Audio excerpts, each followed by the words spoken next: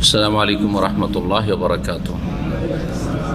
إن الحمد لله نحمده ونستعينه ونستغفره ونعوذ بالله من شرور أنفسنا ومن سيئات أعمالنا. من يهده الله فلا مضل له ومن يضلل فلا هادي له.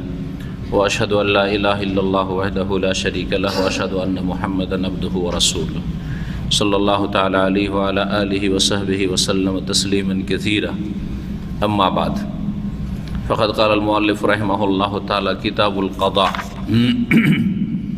عن بريدة رضي الله عنه قال قال رسول الله صلى الله عليه وسلم القضاة ثلاثة اثنان في النار وواحد في الجنة رجل عرف الحق فقضى به فهو في الجنة ورجل عرف الحق فلم يقض به وجار في الحكم فهو في النار ورجل لم يعرف الحق فقضى للناس على جهل فهو في النار رواه الأربعة وصححه الحاكم. মহান আল্লাহর সমস্ত প্রশংসা যে আল্লাহ রাব্বুল আলামিন বড় সুবিচারকারী, ইনসাফকারী এবং সুবিচারকে তিনি ভালোবাসেন। সুবিচারের, ন্যায় বিচারের নির্দেশ প্রদান করেছেন। ইন্নাল্লাহা ইয়ামুরু বিল আদলি ওয়াল ইহসান ওয়া ইতাই যিল কুরবা ওয়া ইয়ানহা আনিল ফাহশাই ওয়াল মুনকার ওয়াল বাগই ইয়াইযুকুম লাআল্লাকুম তাযাক্কারুন। আল্লাহ রাব্বুল আলামিন যে সব হুকুম মানব জাতিকে দিয়েছেন তার একটি গুরুত্বপূর্ণ হুকুম বা নির্দেশ হচ্ছে ইন্নাল্লাহা ইয়ামুরু বিল আদল। নিশ্চয় আল্লাহ রাব্বুল আলামিন নির্দেশ প্রদান করছেন বিল আদল, সুবিচারের, ন্যায় বিচারের। সূরা নাহলের একটি গুরুত্বপূর্ণ আয়াত, যে আয়াতটি খতিবরা জুমা এবং ঈদের খুতবায় পড়ে থাকে। আরব দেশেও পড়ে থাকে আর আমাদের দেশেও পড়ে থাকে খুতবার শেষে। আজকের আমাদের বুলুগুল মারামের ফিকহুস সুন্নাহ হাদিস, ফিকহুস সুন্নাহ মানে হাদিস থেকে ফিকহ, দ্বীনের জ্ঞান অর্জন করা, এর ধারাবাহিক আলোচনার পর্ব, নতুন পর্ব শুরু হচ্ছে। তা হচ্ছে কিতাবুল কাদা, বিচার পর্ব। কাদা মানে হচ্ছে বিচার ফয়সালা করা। জি, কাদা ইয়াকদি মানে বিচার ফয়সালা করা। এর অনেকগুলি অর্থ হয়ে থাকে। কাদা এখান থেকে কাদি, কাদি আরবিতে দদকে আমাদের দেশের মানুষরা হয় দদ পড়ে আর না হয় জদ পড়ে। তো জদ পড়ে তখন কাজী সাহেব বলে। কি বলে ওকে? কাজী। জি, কাজী। দেখেন, জদ আর দদের ঝগড়া করে অনেকে, অথচ দদ দিয়ে পড়ছে তখন কাজী বলছে। কাজী সাহেবের কাছে বিয়ে পড়াইতে যেতে হবে, তাই না? কাজী মানে শুধু বিয়ে পড়া কাজী, ওটা আমাদের দেশীয় কথা, কিন্তু কাজী মানে হচ্ছে বিচারপতি বা বিচারক। এজন্য আরব দেশে জজকে, হাকিমকে, যেটা আমাদের দেশের ভাষায় হাকিম বা জজ, বিচারপতি, তাকে কি বলা হয়?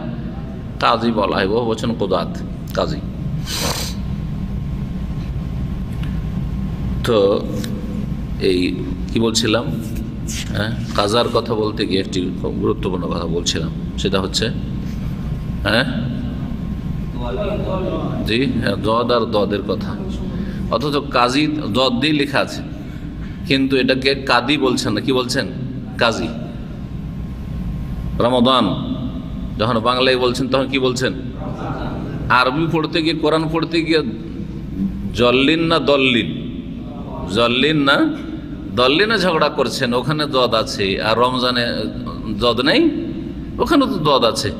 তো রমজান মাস কেন বলছেন তখন? তা রমজান মাস বলেন, তখন কেন বলছেন না? বুঝতে পেরেছেন? হ্যাঁ, উজু কেন বলছেন? উদু বলেন, দদ দিয়ে আছে। বোঝা গেছে? তাহলে বোঝা যাচ্ছে যে যারা এই নিয়ে ঝগড়া করে দল্লিন পড়ছেন, তারা রমজানকে রমজান বলছেন না, অথচ ওইটাও দদ দিয়ে রমজান বলছেন। হ্যাঁ, কাজীকে কাজী বলছেন, কাদি বলছেন না, অথচ হ্যাঁ দদ দিয়ে আছে। তো আসলে এই ঝগড়াটা একবারে ভিত্তিহীন ঝগড়া। আসলে জদও না আর দদও না, এর মাঝামাঝি আরবিতে একটি উচ্চারণ আছে। এই শব্দটি যদিও আমাদের দেশের উর্দু ভাষাতে কি আছে, সদ জদ আছে, কিন্তু সেই জদটি অন্য জদ। জদ বললেও ওইটা আরবির জদ না, এটা শুধু আরবি ভাষার অক্ষর। আরবি ভাষার যে বর্ণ তার মধ্যে একটি হচ্ছে দদ দদ, সেটা দদও না আর সেটা জদও না, বুঝেছে, দদ। তো এই জন্য আরবি ভাষাকে আরবিয়াকে লোকাতু দদ বলা হয়, লোকাতু দদ বলা হয়। এমন ভাষা যে ভাষাতে দদ শব্দটি আছে বা জদ অক্ষরটি আছে, বর্ণটি আছে, অন্য ভাষাতে নেই। তো এটা ভালো করে শুদ্ধ একটু উচ্চারণ করলে হয়, তাজবিদের কায়দা পড়ে। আর এই নিয়ে বাড়াবাড়ি মোটেই ঠিক নয়, না সেটা দদ দল্লিন আর না সেটা জদ যে জল্লিন পড়বেন, জি হ্যাঁ, বরং মাঝামাঝি একটি উচ্চারণ আছে। তো বলছিলাম যে কাজা মানে কি? কাজা মানে হচ্ছে ফায়সালা করা, কাজা মানে বিচার করা, কাজা মানে কোনো কিছু বাস্তবায়ন করা, কাজা মানে কোনো কাজ পূর্ণ করা। এই জন্য নামাজ কাজা করা, কি বলছি আর নামাজটা কাজা হয়ে গেছে, কাজা, নামাজ কাজা হয়ে গেছে। আসলে কাজা মানে ছুটে যাওয়া নয়, আবার এটাকে ছুটে যাওয়ার অর্থে ব্যবহার করছি। নামাজ কাজা হয়ে গেছে কথাটি, এইটা হচ্ছে অর্থগত দিক থেকে ঠিক নয়। নামাজ যখন পুরা করলেন, পরে পড়লেন, তখন কাজা করলেন, আর ছুটে যাওয়া আসলে কাজা নয়। তো কাজা হয়ে গেছে এটাকে এই জন্য বলে যে আসল সময়ে পড়তে পারেনি, সময় পার হয়ে গেছে, এখন আমাকে কি করতে হচ্ছে, পরে পুরা করতে হচ্ছে, এই অর্থে নামাজ কাজা হয়ে গেছে। তো নামাজ কাজা হয়ে গেছে মানে নামাজটাকে পরে আমাকে পুরা করতে হয়েছে। কাজা একদিন মানে পুরা করাও হয়। তো কাজার তাহলে বিভিন্ন অর্থগুলি কাছাকাছি হয়ে থাকে, যদিও কাছাকাছি অর্থগুলি। ওয়াকাদা রব্বুকা আল্লাহ তা'বুদু, এখানে ফয়সালার অর্থে নেই যে আল্লাহ বিচার করেছেন বা ফয়সালা করেছেন, এখানে চূড়ান্ত ফয়সালা মানে নির্দেশ, আল্লাহর চূড়ান্ত নির্দেশ। ওয়াকাদা রব্বুকা, তোমার রবের চূড়ান্ত নির্দেশ হচ্ছে আল্লাহ তা'বুদু ইল্লা ইয়াহু, তার ছাড়া কারো ইবাদত করবে না। অবিল ওয়ালিদাইন ইহসান, আর চূড়ান্ত নির্দেশ হচ্ছে হুকুমের অর্থে, এটা কিন্তু নির্দেশ, হুকুম। আল্লাহর নির্দেশ হচ্ছে যে পিতামাতার সাথে সদ্ব্যবহার করবে, অবিল ওয়ালিদাইন ইহসান। তাহলে কোরআনে কারিমে কাজা শব্দটি এই অর্থে ব্যবহার হয়েছে। এখানে আমাদের হাদিসে অথবা ফিকহে কাজা মানে হচ্ছে ফায়সালা করা, বিচার করা, এই অর্থে।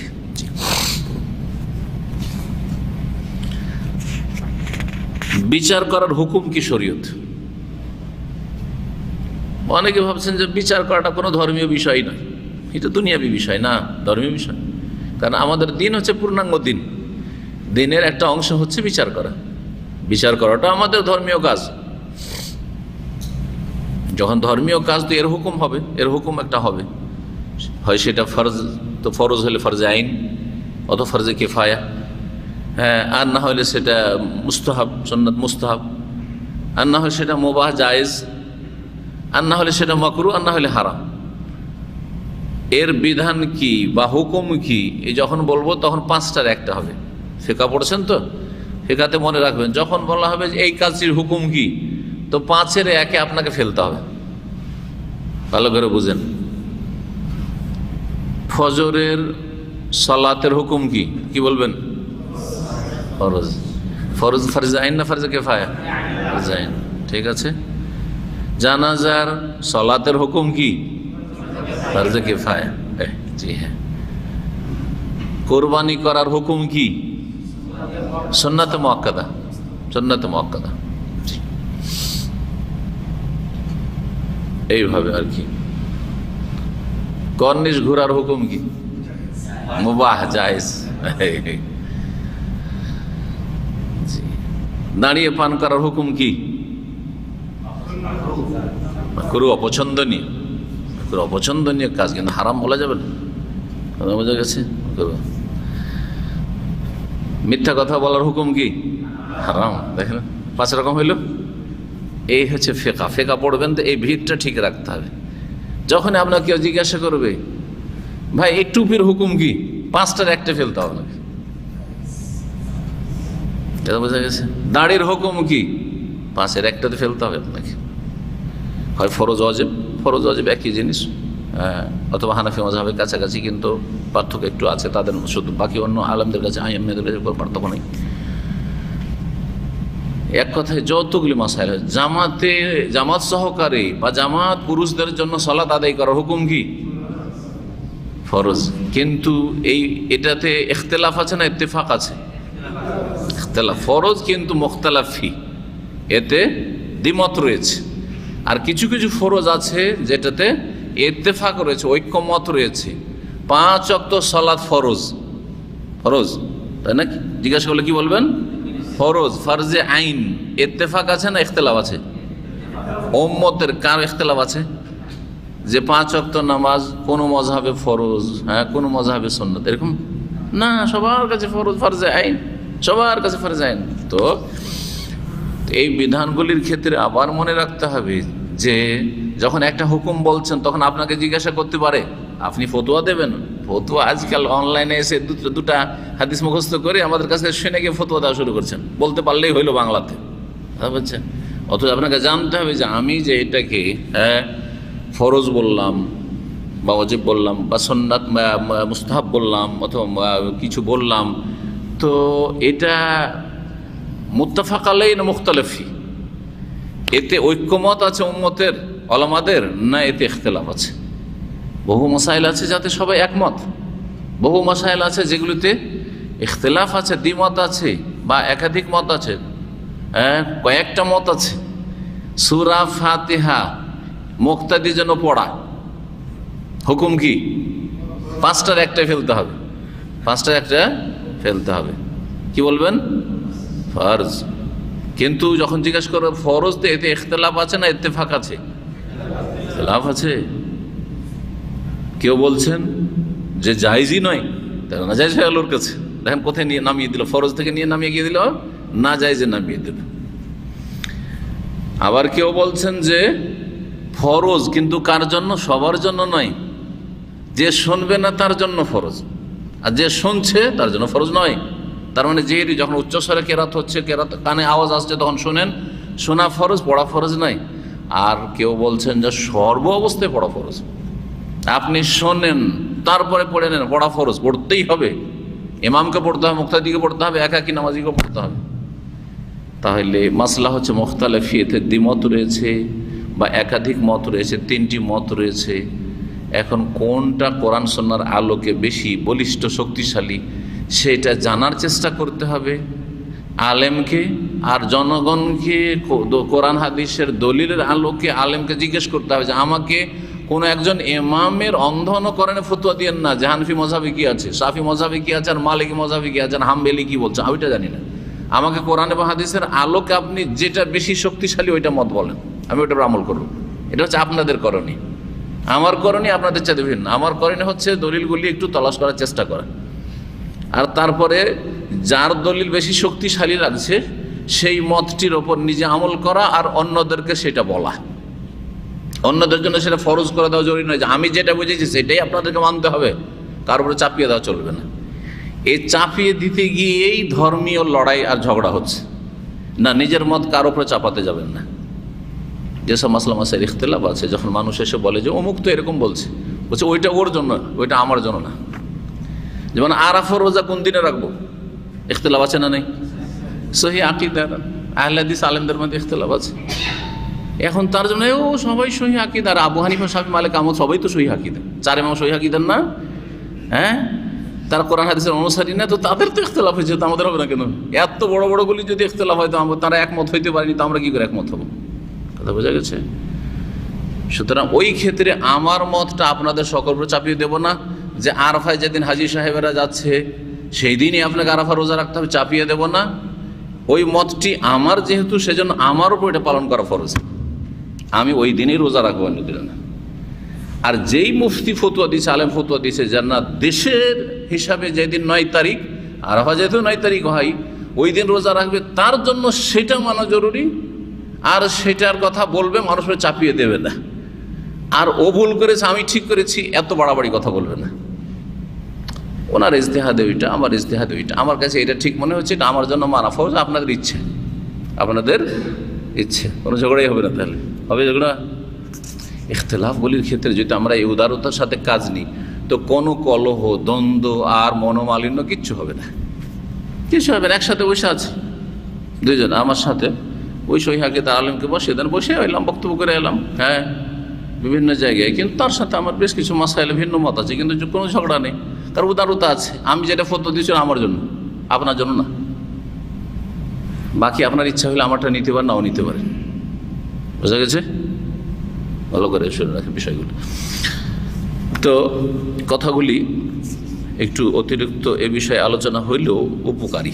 যখনই হুকুম বলবো, অনেকগুলি মাসাইল আমাদের সামনে আসছে, কিন্তু ফিকহ পড়ছেন আপনারা, তখন আপনাকে 5টার মধ্যে মগজকে ঘুরাইতে হবে যে 5টার মধ্যে কোনটাতে পড়তে পারে। এটা এখন আসলে আমাদের কাছে বিচার করা, বিচার সালিস করা বা ফায়সালা করা কোনো কেসের রাষ্ট্রীয়ভাবে, বিশেষ করে আমরা রাষ্ট্রীয় আলোচনা, এটা কিন্তু এটা ওই গ্রাম্য বিচার সালিস না। কারণ গ্রাম্য বিচার সালিস মানাও ফরজ নয়, আর করাও আপনার ফরজ করেনি যদি আপনাকে সরকার দায়িত্ব না দিয়ে থাকে।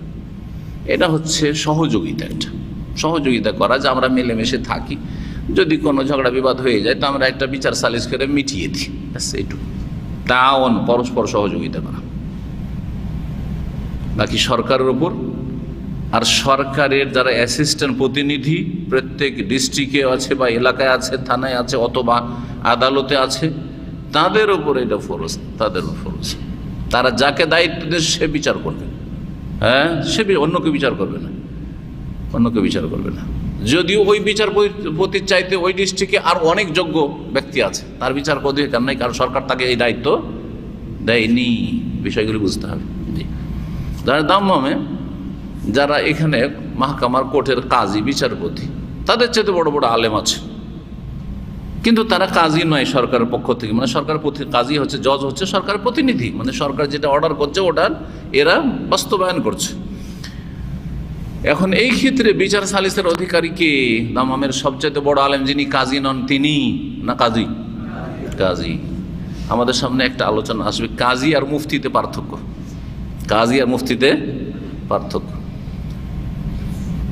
আলেম যিনি কাজী নন তিনি মুফতি হতে পারেন কিন্তু কাজী না,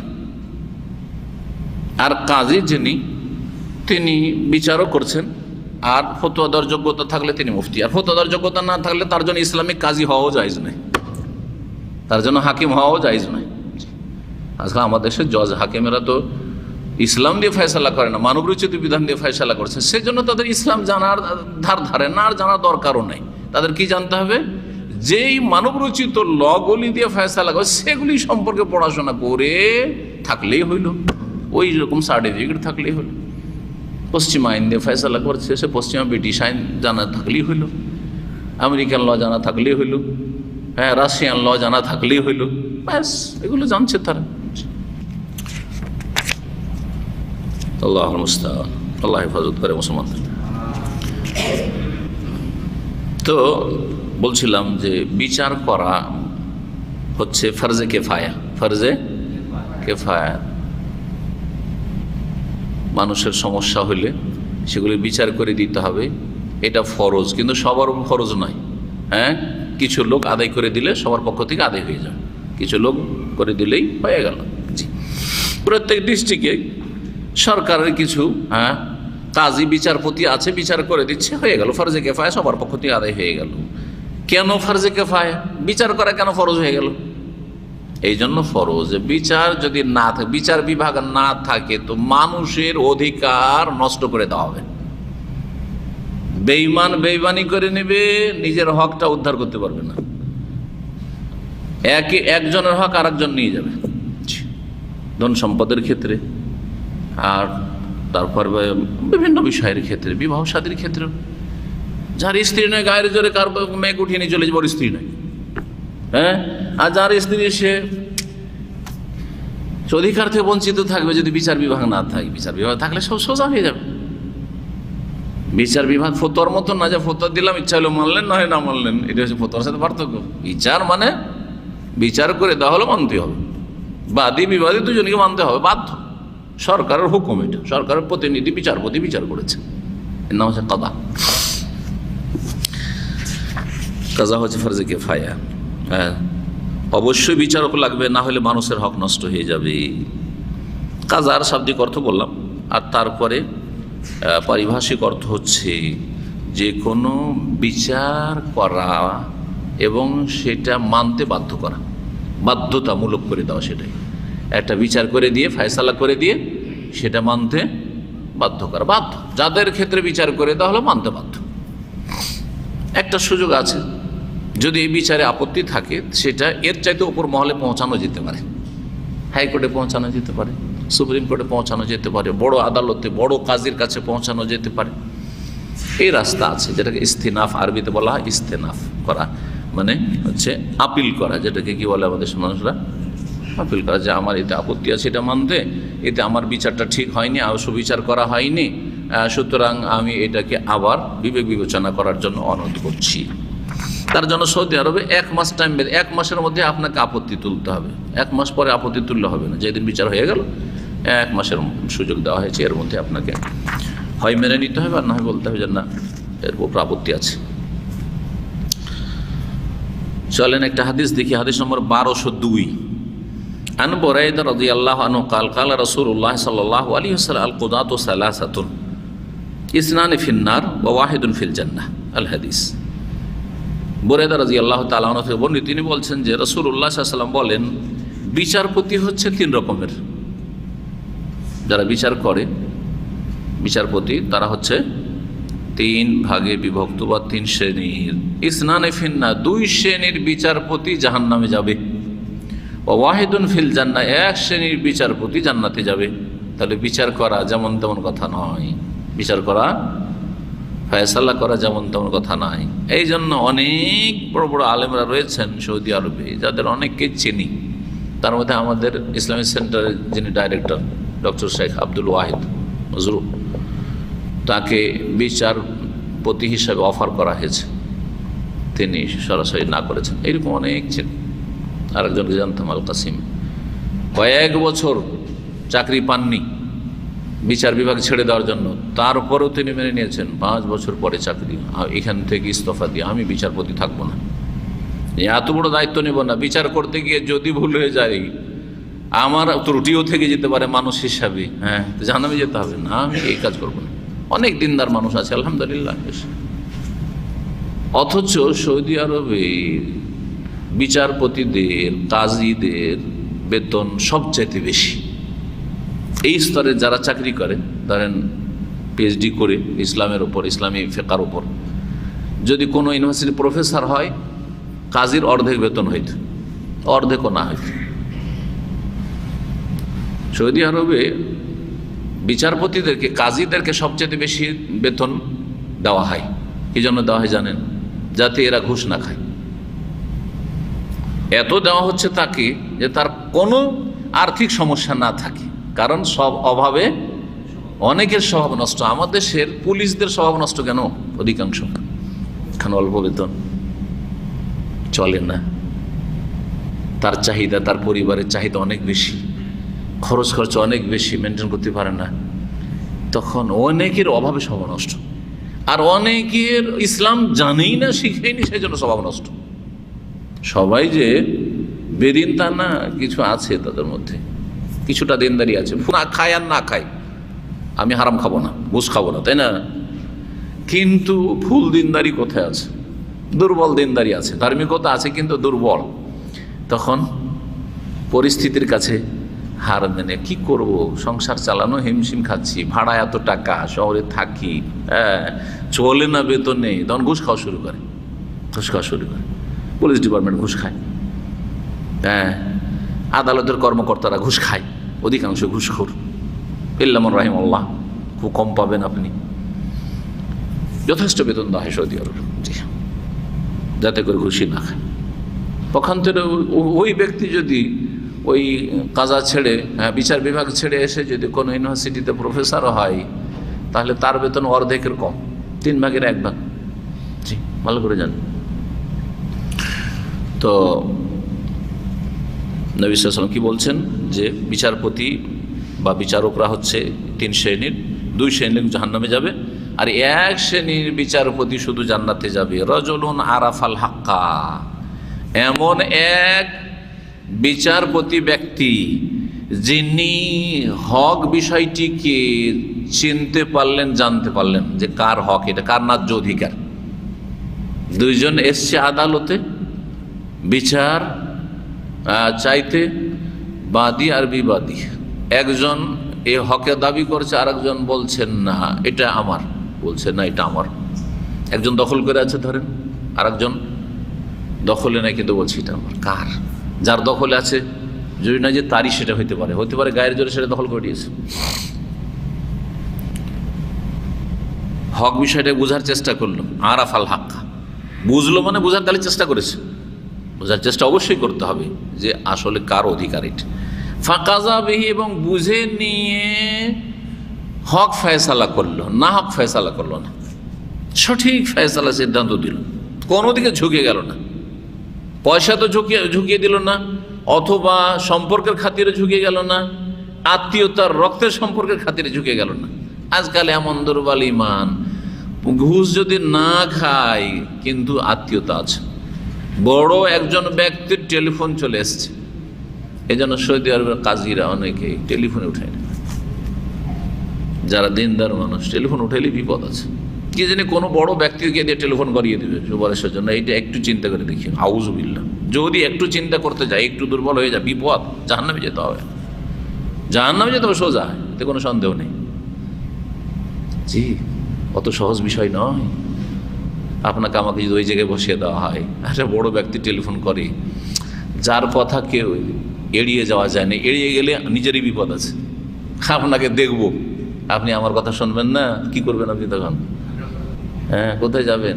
আপনার চাইতে বড় ব্যক্তি একজন মন্ত্রী বলছে একটা জজকে, যে বিচারটা যদি একটু যেভাবে বলছে না করেন তো খবর আছে। আল্লাহু আকবার।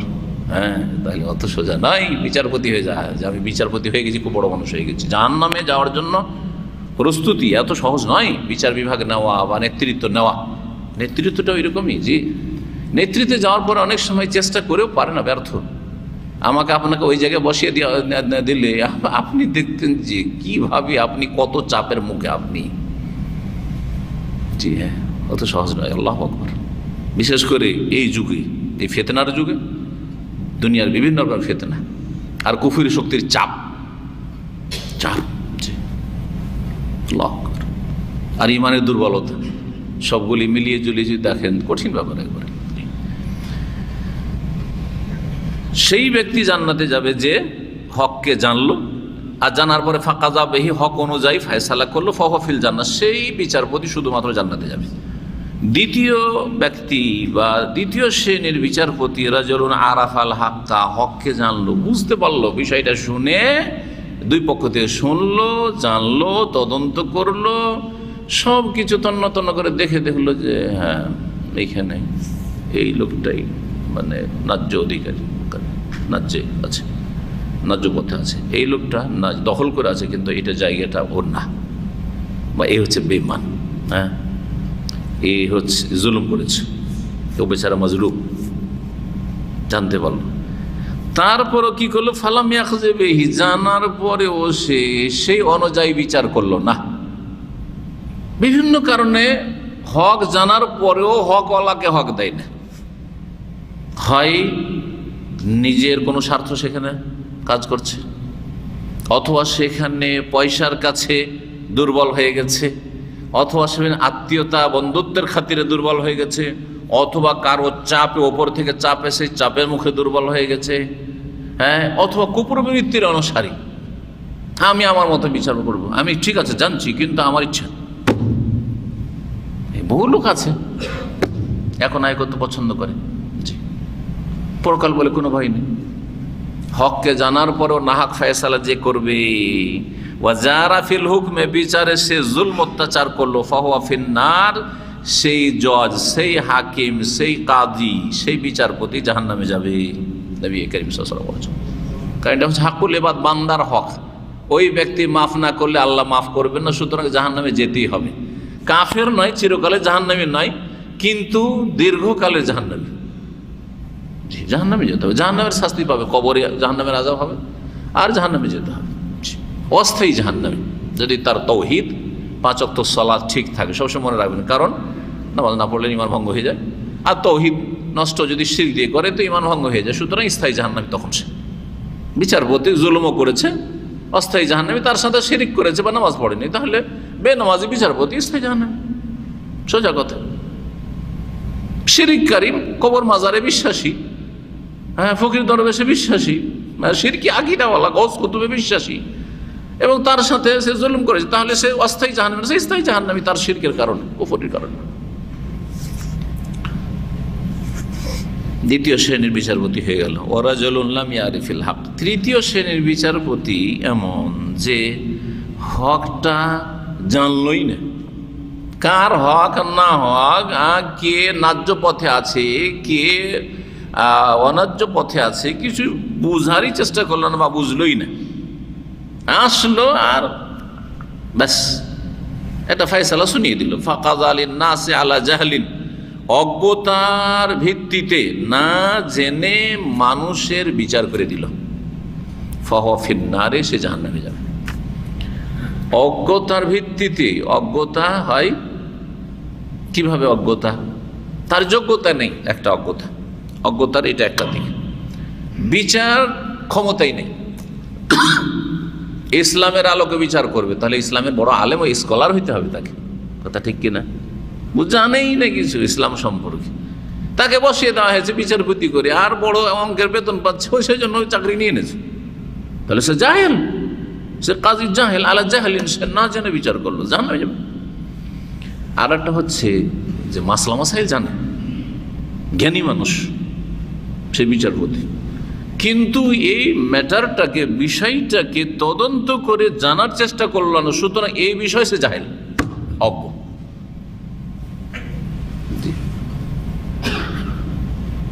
আমাদের সে আলিয়া মাদ্রাসাতে অনেক লিখতে হইতো। আলিয়া মাদ্রাসার পরীক্ষা দিয়েছি আমি, আলেম পরীক্ষা এক সময় দিয়েছি, তারপরে আমি লাইন ওই দিক বাদ দিয়ে মদিনা চলে আসলাম, বাদ দিলাম, ফাজল কামেল টাইটেল ওইসব করলাম না।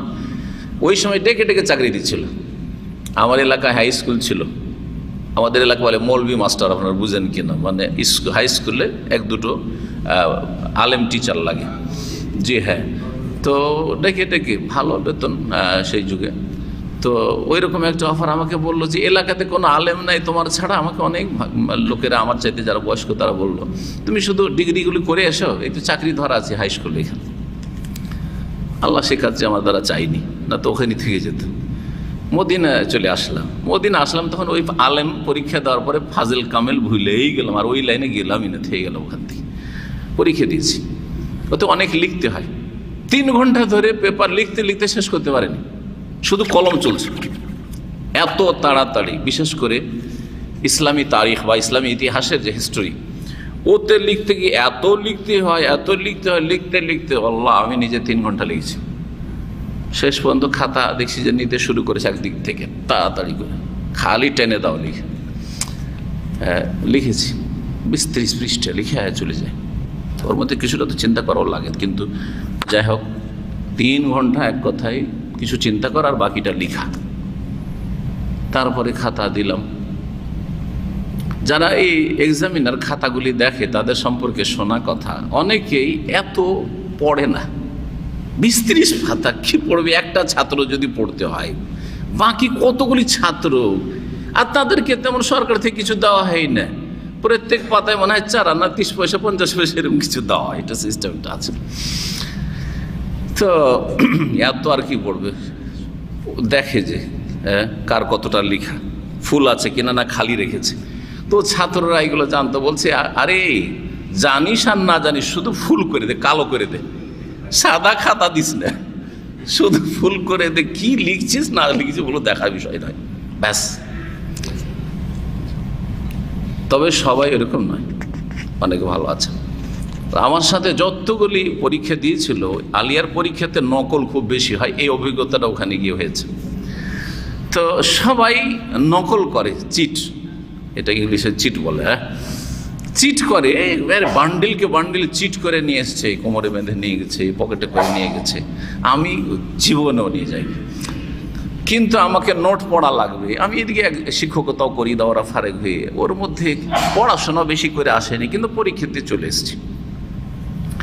এখন কি করব?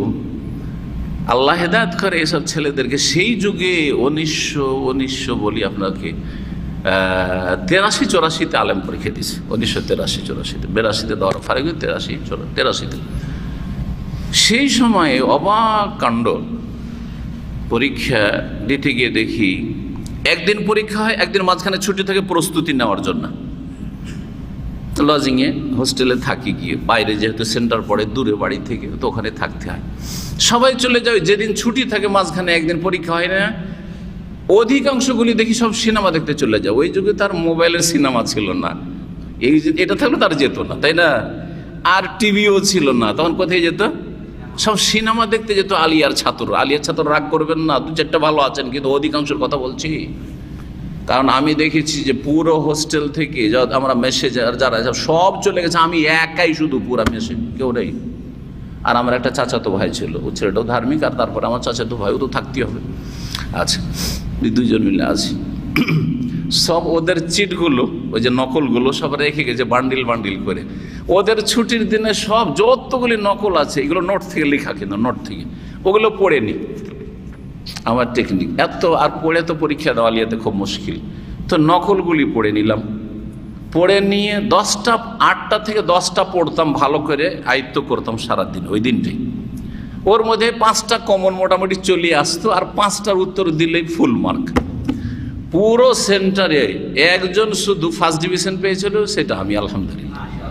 আমি বিনা নকলে ফার্স্ট ডিভিশন, যারা নকল করেছে সবগুলি কেউ ফেল, কেউ 3rd ডিভিশনে পাস, আর খুব বেশি হলে 2nd ডিভিশনে পাস।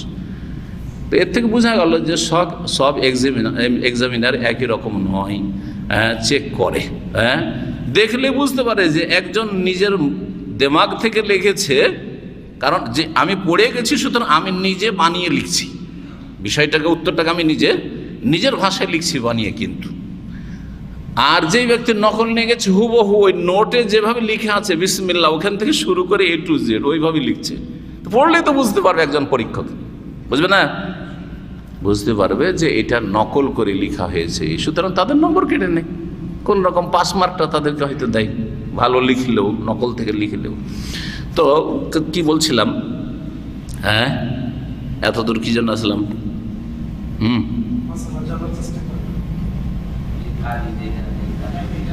কোথা থেকে আসলাম?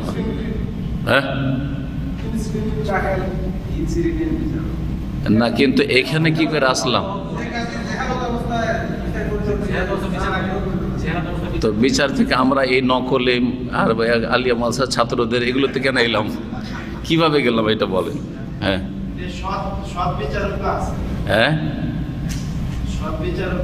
হ্যাঁ, এইখানেও বিচার, ওই যে পরীক্ষার এতেও বিচার, এই কথা। হ্যাঁ, এই পয়েন্টটা গুরুত্বপূর্ণ। এক্সামিনার হচ্ছে বিচারক, খাতা দেখছেন, এই যে ছাত্রদের পরীক্ষা, মাঝে মাঝে কোর্সের পরীক্ষা, বিচারক ভালো করে খাতা না দেখে শুধু নামটা, কার নাম রে, এটা তো আমার খুব কাছের ঘনিষ্ঠ, সুতরাং আগে থেকে চলো 190 দিয়ে দিলাম বিনা দেখাতে, জাহান্নামে যেতে হবে, যেমন তোমার কথা নেই। শুধুই আদালতের বিচারপতি নয়, আরাফাল হক করলেন না, আপনি হক জানলেন না যে লেখাটা আছে ঠিক আছে না ভুল আছে, কিছু জানলেন না আপনি, সুবহানাল্লাহ। আপনারা অনেকেই কোনো প্রাইভেট স্কুলে পড়াইবেন যে দেশে, অথবা সরকারি স্কুলে আপনাদের আত্মীয় স্বজন পড়াচ্ছে, বিষয়টা গুরুত্বপূর্ণ বিষয়, কিন্তু এটা যেটা বলছিলাম আরাফাল হাক্কা, তাহলে আপনাকে খাতাটা চেক করতে হবে, দেখতে হবে যে নাম্বার কত পাবে, আর জানার পরে তারপর যেটা পাওয়ার যোগ্য সেই নাম্বারটা দিতে হবে, তাহলে জান্নাতি। পুরা খাতা দেখলেন, কিন্তু দেখলেন যে এই ছেলেটা আমি পছন্দ করি না, ডিসলাইক, আমি লাইক করি না, সুতরাং নাম্বার কেটে নিলেন, জাহান্নামে যেতে হবে। হক জানার পরে হক অনুযায়ী ফয়সালা করলেন না, জুলুম করলেন। আর আরেকজন খাতা দেখলেন যে দেখি কালো হয়ে আছে কিনা, পুরা একবারে ফুল করে লিখে রেখেছে, কি লিখেছে সব ভুল, না এমনি আপনাকে ধোকা দিতে চেয়েছে যে কোন রকম করে ঘুষে দিই, ব্যাস আপনি দেখলেন যে কতটা মোটা ওর লেখাটা, কয় পাতা লিখেছে, ব্যাস তাহলে তো ফুল করে দিয়েছে, তো ছেলে তো ভালো, তাহলে দিলেন একবারে ফুল মার্ক দিয়ে দিলেন। তাহলে আলা জাহলিন, আপনি জাহেল, অজ্ঞতাবশত নাম্বার দিলেন, অজ্ঞতাবশত আপনি ডিসাইড করলেন, ফয়সালা করলেন, কিসের নাম্বারের ফয়সালা করলেন, ফাহুয়া ফিন্নার, সুতরাং কোথায় যেতে হবে? জাহান্নামে যেতে হবে। বুঝতে পেরেছেন? কোথায়? কাজী থেকে, যে পরীক্ষক বা এক্সামিনার যে খাতা যাচাই করছে, সেখানে এই হাদিসকে নিয়ে গেলাম, এটার নাম হচ্ছে ফিকহ। জীবনের প্রতিটি ক্ষেত্রে আপনাকে এই বিষয়গুলিকে কোরআনে বা হাদিসের আলোকে বোঝার চেষ্টা করতে হবে। আর এটা হচ্ছে ইসলামী জীবন গড়া। ইসলামী জীবন গড়া নয় যা মুখে দাঁড়িয়ে আছে আর মাথায় টুপি আছে আর ঢিলা ঢালা পোশাক আছে, আর আলখাল্লা জুব্বা আছে, আর নামাজটা শুধু ঠিক আছে, আর ওইদিকে ছাত্রকে নাম্বার দিতে গিয়ে 9-6। হ্যাঁ, এটা ইসলামী জীবন না। ইসলামী জীবন সার্বিক জীবনের নাম হচ্ছে ইসলামী জীবন। জীবনের প্রতিটি ক্ষেত্রে আপনার ইসলাম থাকতে হবে। ঠিক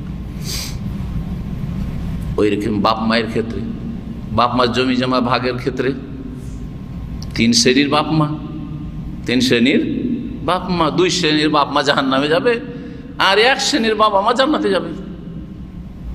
কেমন করে? আমাদের অধিকাংশ বাপ মা মেয়েকে ভাগ দেয় না, বিয়ে দিয়ে দিয়েছি, তোর কাজ ছেড়ে দিয়েছি, জমি জায়গা ভিটামাটি সব কার? ছেলে সন্তানের। মাসলা অথচ কোরআনের জানে যে আল্লাহ কিভাবে ভাগ করেছেন। প্রত্যেকটা খড়ে ভাগ আছে, প্রত্যেকটা ইটে ভাগ আছে, প্রত্যেকটা টিনের বাড়ি টিনে ভাগ আছে। ছেলের যেমন ভাগ আছে, মেয়ের তার অর্ধেক আছে। আছে না নেই? কিছু বাপেরা জানে তারপরে অবিচার করে জাহান্নামে যাবে। কিছু বাপেরা জানে না, অজ্ঞ থেকে গেল, ইসলামের মাসাইল জানলো না যে আমার ধন সম্পদ কিভাবে ভাগ বন্টন হবে, আর ইচ্ছা মতো এই মেয়েকে 1 বিঘা করে দিয়ে দিস, বাকিটা ছেলেদের। মাঠের জমিগুলো কিছুটা দিয়ে দিবি মেয়েকে, আর ভিটে মাটিটা ছেলেকে লিখে দিয়ে দিল, জাহান্নামে চলে গেল। এই বিচারক বাপ মা জাহান্নামে চলে গেল। ফিন্নার তো সোজা বিষয় নয়। আর যেই ব্যক্তি জানলো, আগে জানতে হবে যে আমার 2টো ছেলে আছে, 4টা মেয়ে আছে, মাসলা কি হবে তাহলে? 2 ছেলেতে 2 দুগুণে 4 ভাগ, আর 4 মেয়ে 4 ভাগ। তাহলে কয় ভাগে ভাগ করব? সমস্ত ধন সম্পদ 8 ভাগে ভাগ করব। হ্যাঁ, 4 মেয়ের 4 ভাগ, আর 2 ছেলেতে ডবল, যেহেতু তো 4 ভাগ, তো 8 ভাগে ভাগ করব। আর প্রত্যেকটা বস্তু ভাগ করতে হবে, ভিটে মাটি ভাগ করতে হবে। ভিটে মাটি ভাগ করে এত দেওয়া যাবে না, কারণ ভাগ করব কেমন করে, কোনখানে কে বাস করবে। যদি ভাগ করা যায় যে ঠিক আছে, ফ্ল্যাট আছে আমার 8টা ফ্ল্যাট আছে, 1-1টা করে ফ্ল্যাট মেয়েদেরকে দিয়ে দিলাম, আর 2টো করে ছেলেদের, ভাগ হয়ে গেল। আর যদি দেখা যায় যে ওইভাবে ভাগ করা সম্ভব হচ্ছে না, এতটুকু করে জায়গা পাবে, কারো বসবাসের জায়গা হবে না, তাহলে তোমরা সমঝোতা করে নাও কে কোনটা নেবে, দাম ফেলে নাও, ভিটে মাটির মূল্য এত, সুতরাং যে ভিটে মাটিতে থাকবে বাকিদেরকে বাকি মূল্যটা দিয়ে দিই, বাপ মা এইভাবে মুক্ত হবে। আর আপনি আগে থেকে ফয়সালা করে চলে যাবেন। শুধু তাই নয়, সুবহানাল্লাহ, বাপ ঝুঁকে যাচ্ছে ছোট ছেলের দিকে, এইদিকে সারা জীবন 20 বছর এখানে ইনকাম করে, বহু ছেলেরা এখান থেকে গেছে, পশ্চিমবঙ্গেও গেছে, বাংলাদেশে গেছে, 20 বছর থেকে গেছে, নিজের পয়সা দিয়ে বাড়ি করেছে, কত কষ্ট করে। বাড়ি থেকে ওই ছেলেকে তাড়িয়ে দিয়েছে, একেবারে উচ্ছেদ করে দিয়ে শ্বশুর বাড়িতে গিয়ে আশ্রয় নিতে হয়েছে তাকে। নাজির হোসেন বলে একটা ছেলে ছিল, স্বর্ণকার, এখানে অনেকে ছিল পুরানো ছাত্ররা, বাড়ি থেকে তাকে উচ্ছেদ করে দিয়েছে। একেবারে গরিব ছিল ছেলেটা, সমস্ত বাড়ি ঘর, এমনকি ভিটে মাটিও কিনেছে, পাকা বাড়ি করেছে। বাড়ি থেকে তাড়িয়ে দিয়ে যে ছেলেরা বাড়িতে বেকার হয়ে বসে আছে, কোনো একটা পয়সা ইনকাম করেনি, তাদেরকে ওর মা দিয়ে দিয়েছে, দখল করে নিয়েছে। কিচ্ছু করার নেই, জাহান্নামে যাবে এই মা, জাহান্নামে যাবে, নিঃসন্দেহে জাহান্নামে যাবে, কোনো সন্দেহ। কারণ এটা হচ্ছে বান্দার হক, আল্লাহ মাফ করবেন না। তওবা শুধু আল্লাহর কাছে আস্তাগফিরুল্লাহ পড়লে হবে না, আর তওবা করলে হবে না। কার কাছে তওবা করতে হবে? হকটা যে ছেলের আছে ফিরিয়ে দিতে হবে, যে মেয়ের আছে ফিরিয়ে প্রাপ্য দিয়ে দিতে হবে, তারপরে আল্লাহর কাছে মাফ চাইতে হবে। আল্লাহরও নাফরমানি করেছো, কারণ সীমা লঙ্ঘন করেছো তুমি, আর মানুষের হক নষ্ট করেছো, মানুষের হক ফিরিয়ে দাও, ক্ষমা নিয়ে নাও যে তোমার জুলুম করেছি, আর তারপরে তখন আল্লাহ মাফ করবে। এ হচ্ছে বিচার বিভাগ, বিচার সর্বস্তরে বিচারটা ঠিক হইতে হবে। জি, তাহলে আল্লাহর জমিনে শান্তি কায়েম হবে। রাহুল আরবাহ, এই হাদিসটি 4 জন ইমাম বর্ণনা করেছেন। 4 জন ইমাম যখন হাফিজ ইবনে হাজার রহমাতুল্লাহ আলাইহি বলেন, তখন কোন কোন ইমামকে বা কোন কোন হাদিসের কিতাবকে উদ্দেশ্য করেন কিছু জানা আছে? বুলুগুল মারামের ভূমিকাতে প্রথম খণ্ডে আছে। যখন 7 জন ইমাম বলবেন, তখন কুতুবে সিত্তার সাথে মুসনাদ আহমদ, বুখারী, মুসলিম, আবু দাউদ, নাসাই, তিরমিজি, ইবনে মাজাহ, আখরাজাহু সাবা, 7 জন ইমাম হাদিসটা বর্ণনা করেছেন। অনেকগুলি হাদিস এরকম আছে, 7 কিতাবে আছে। আখরাজাহু সিত্তা, 6 জন ইমাম, তখন কুতুবুস সিত্তা, যেগুলোকে আমাদের দেশের ভাষা সিহা সিত্তা বলে, মানে 6টি সহি কিতাব, 6টি সহি পুরা নয়, সেজন্য সিহা সিত্তা বলা ঠিক নয়, কুতুবুস সিত্তা বলতে হবে। 6টি প্রসিদ্ধ হাদিসের কিতাব, বুখারী মুসলিম, মাইনাস করে দেবেন শুধু কাকে, আহমদকে, বুখারী মুসলিম আবু দাউদ নাসাই তিরমিজি ইবনে মাজাহ, 6টা হয়ে গেল। যখন খামসা বলবেন 5টা, তখন কি করবেন? হ্যাঁ, ইবনে মাজাহকে মাইনাস করে দেবেন, বুখারী মুসলিম আবু দাউদ নাসাই তিরমিজি, ঠিক আছে। যখন আরবা বলবেন, জি হ্যাঁ, আরবা বুখারী মুসলিম বাদ দিয়ে দিতে হবে, বুখারী মুসলিম বাদ দিয়ে দিতে হবে, তখন কি হবে? আবু দাউদ নাসাই তিরমিজি ইবনে মাজাহ, এই যে আরবা, আরবা, জি এইভাবে। তো এখানে তাহলে এই হাদিসটা কোথায় আছে? আবু দাউদে আছে, তিরমিজিতে আছে, নাসাইতে আছে, ইবনে মাজাহে আছে। ওয়াসাহুল হক, ইমাম হাকিম হাদিসটিকে সহিহ বলেছেন, হাদিস সহিহ। এই হাদিস থেকে অনেক মাসাইল ইস্তেমবাদ করা যেতে পারে বা জানা যেতে পারে। হাদিসে প্রথমত আমরা বিচারপতিকে কয় রকম পেলাম? 3 রকম। বিচারপতি 3 ভাগে বিভক্ত, এটা পেলাম।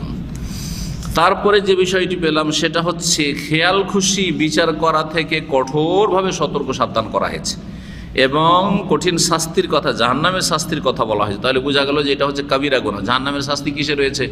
কাবিরা গুনাহ। খেয়াল খুশি বিচার করা, জানলেন তারপর অন্যায় বিচার করলেন, অথবা জানার চেষ্টা করলেন না, আপনি বিচার করে দিলেন। এই বিচার যেহেতু আমাদের দেশের গ্রাম্য বিচারও হয়, সালিসগুলো যে গ্রামীণ হয়ে থাকে, সেই ক্ষেত্রে মনে রাখবেন যারা এলাকার মাতবর, কোনো এলাকা মাতবর বলে, কোনো এলাকা মাতাব্বর বলে, জানি না শুদ্ধ কি বিষয়, আল্লাহ আলাম। আপনারা কি বলেন? হ্যাঁ, দুটাই বলেন না? মণ্ডল, আমাদের এলাকা আবার বলে মণ্ডল মাতাব্বর। হ্যাঁ, মণ্ডল মানে মণ্ডলী করে। আবার 2 জন থাকে, 2 নেতা থাকে। গ্রামীণ নেতা হচ্ছে একজন সরদার আর একজন মণ্ডল। এরা অধিকাংশই জুলুম করে। অধিকাংশ এরা যারা বিচারপতি, আমাদের গ্রামের যতগুলি এরকম বিচারক ছিল সবগুলি মারা গেছে, সুবহানাল্লাহ। মাঝে মাঝে চিন্তা করি, আর ছোটোকালে গিয়ে বসার জায়গা না পেলেও দাঁড়িয়ে থাকতাম, বিচারগুলি শুনতাম আর দেখতাম যে কি জুলুম হচ্ছে। গরিবের বিচার আলাদা আর ধনীর বিচার আলাদা। গরিবের বাড়িতে ব্যভিচার করেছে, চুল কেটে নিল, আর তারপরে কালি মাখিয়ে দিল, আর গোটা গ্রামে ঘুরে এলো। গ্রামের কথা বলছে, আমার গ্রামের ছোটোকালের কথা। কোনো আলেম নেই, প্রথম মাদ্রাসায় পড়তে বেরোলাম এমন গ্রামের যে আমি। এই জাহেলদের মধ্যে এরকম বিচার। আর যেই ব্যক্তি জেনা করেছে পুরুষ, সে হচ্ছে অনেক বড় ধনী মানুষ, আবার গ্রামের সর্দার, সেজন্য তাকে 15,000 টাকা কি করলো সেই যুগে, ফাইন করলো, দেখবার জরিমানা, জরিমানা করলো। কিন্তু সে বললো যে নগদ দিতে পারবো না, কে আদায় করে তার কাছে? বলছে ঠিক আছে, ধার তুমি পরে দিয়ে দিও। ওই দিচ্ছে কিয়ামত পর্যন্ত, কিয়ামতের দিন দেবে। কথা বোঝা গেছে? এইগুলো হলো আমাদের দেশের গ্রাম্য সালিস, গ্রাম্য সালিস। ওই জন্য গ্রাম্য সালিস যারা করে অধিকাংশ জালেম। আমি এক মাদ্রাসার শিক্ষক ছিলাম, ওই সময় এক গরিব পার্টি আর একটা ধনী পার্টির বিচার আছে।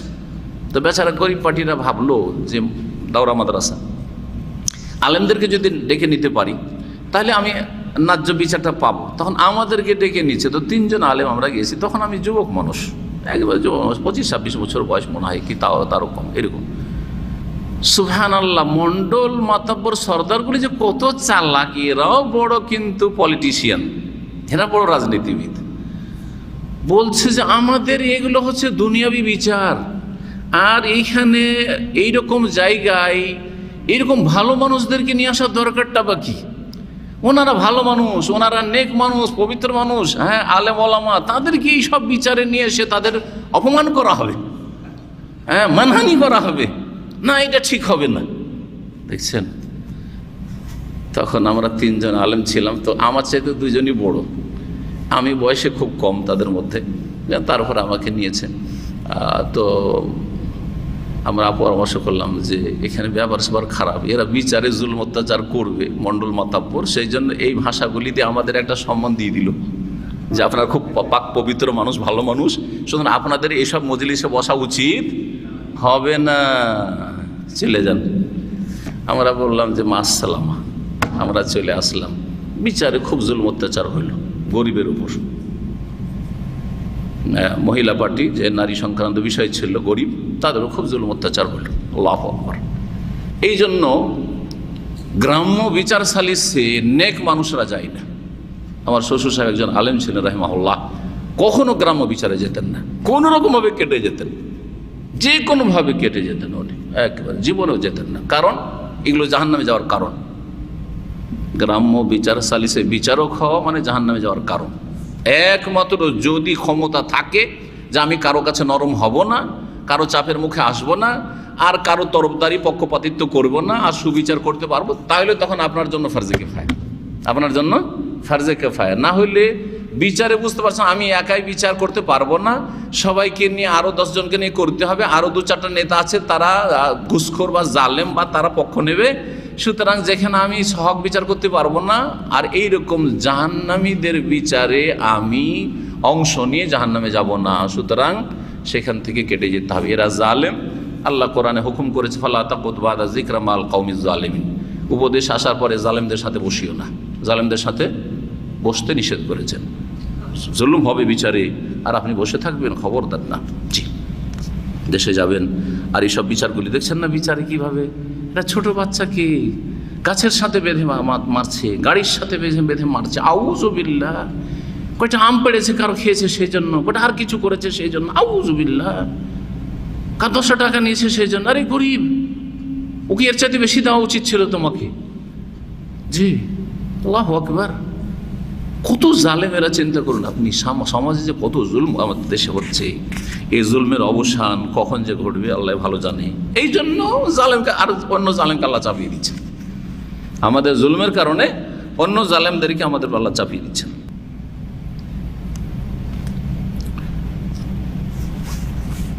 আজকে এখানে আলোচনা শেষ করে দিই, কারণ এই বিচার আর এই হাদিসের ভাষ্যে অনেক কথাবার্তা আছে, তো ইনশাআল্লাহ তাআলা আগামী সপ্তাহগুলিতে সেগুলি পুরা করব। জাযাকুমুল্লাহ খাইর। সুবহানাকা আল্লাহুম্মা ওয়া বিহামদিকা আশহাদু আল্লা ইলাহা ইল্লা আনতা আস্তাগফিরুকা ওয়া আতুবু ইলাইক।